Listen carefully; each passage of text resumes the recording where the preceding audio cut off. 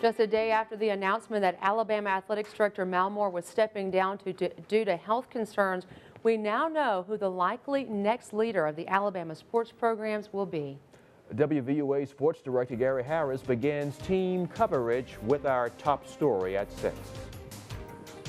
That's right. Thanks, Lynn and Phillip. University of Alabama President Dr. Judy Bonner is recommending that Bill Battle, someone with a strong connection to Bama athletics, to be the next athletics director at the University of Alabama. Battle's career has included a stint as the head football coach at the University of Tennessee, and he founded the Collegiate Licensing Company, which is said to be the nation's oldest and largest marketing agency for collegiate sports. Battle began his college sports career with the Tide. He was a 3-year starter at end for the Alabama football team and was a member of Coach Paul Bear Bryant's first national championship team in 1961. One of his teammates on that squad, his good friend and outgoing AD, Mal Moore. President Bonner says she's been talking with Moore about this for weeks and says Battle comes highly recommended from Coach Moore himself. So, you know, they've got a close friendship. They played together at Alabama. Of course, Bill Battle was a good player here. At 29 years old, was the head coach at the University of Tennessee. After getting out of coaching, he became a marketing and licensing guru, so he has a vast knowledge in not just the athletic side of things, but also the business side as well. He should do a terrific job. A press conference has been called for tomorrow morning at 11:30 to introduce Bill Battle.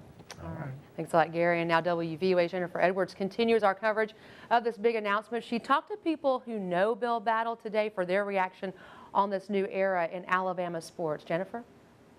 That's right, guys. Those who have worked alongside Bill Battle during his time at the University of Alabama, as well as those who are familiar with UA athletics, say Battle would make a great director of athletics.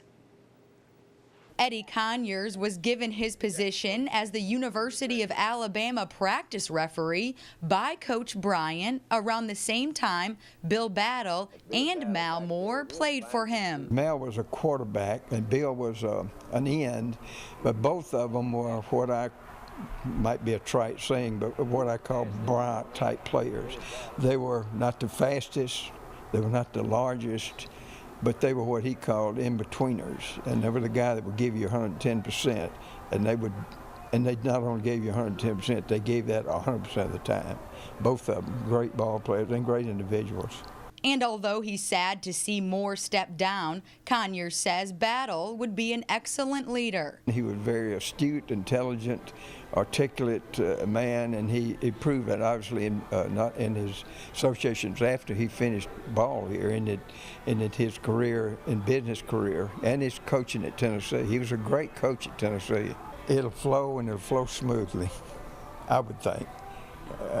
Yeah, Bill. Well, like I say again, I couldn't write a better scenario than Bill Battle being the athletic director. Bryant Museum Director Ken Gaddy agrees. Choosing Battle just makes sense. You're replacing a gentleman with a gentleman. Two great guys, two great Alabama guys. So, and Coach Moore obviously will still be around to be a part of that transition and helping Bill Battle and helping President Bonner. So I think it's a win-win situation for the university. Well, while Conyers and I were talking about the possibility of Battle becoming the new athletics director, he told me he wished he could be 20 years old again so he could go through college at UA during this time. We'll have more on Bill Battle and home team sports. Phillip? All right, thanks, Jennifer. And be sure to join us for continuing coverage of this big change in the Alabama Athletics Department. WVUA TV will have live coverage of the news conference announcing Bill Battle as the next athletics director tomorrow at 11:30. And another big story that we're following for you are the changes in our weather. Yeah, it may be spring, but the parts of the state are now facing the possibility of some winter weather. What's in store for you? Chief Meteorologist Richard Scott joins us with the latest. Hey, Richard. Hey, Lynn and Phil, good Thursday evening to you. A little wintry weather for northern counties later tonight. No issues right now. 54 in Tuscaloosa, but a little cooler towards Coleman.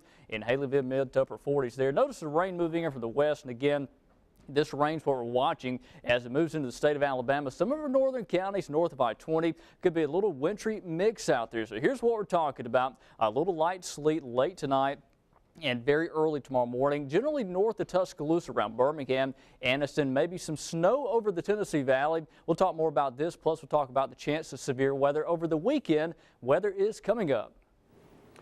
All right, thanks, Richard. Now, new for you at 6, an Alabama lawmaker says he has a plan to help pay for a state law that provides tax credits for parents who send their children to private schools. The Republican leader of the state Senate has formed a nonprofit organization to help support the law.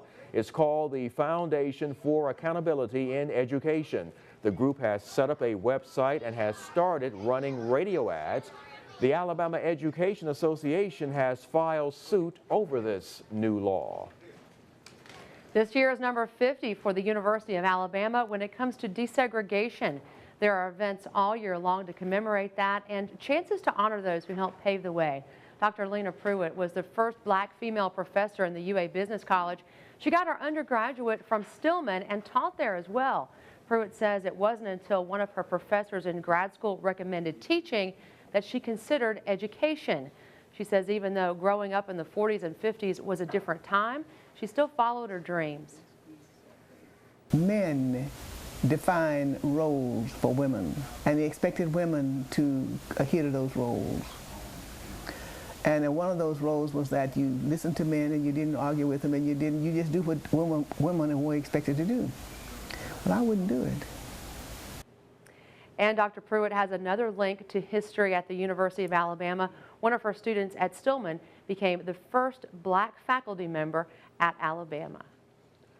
President Obama is meeting with leaders in the Middle East today. That's right. The trip will include the president's first trip to Israel. Obama says politics complicate the search for peace in Palestinian territories and in Israel. He says peace with two independent states is possible but difficult.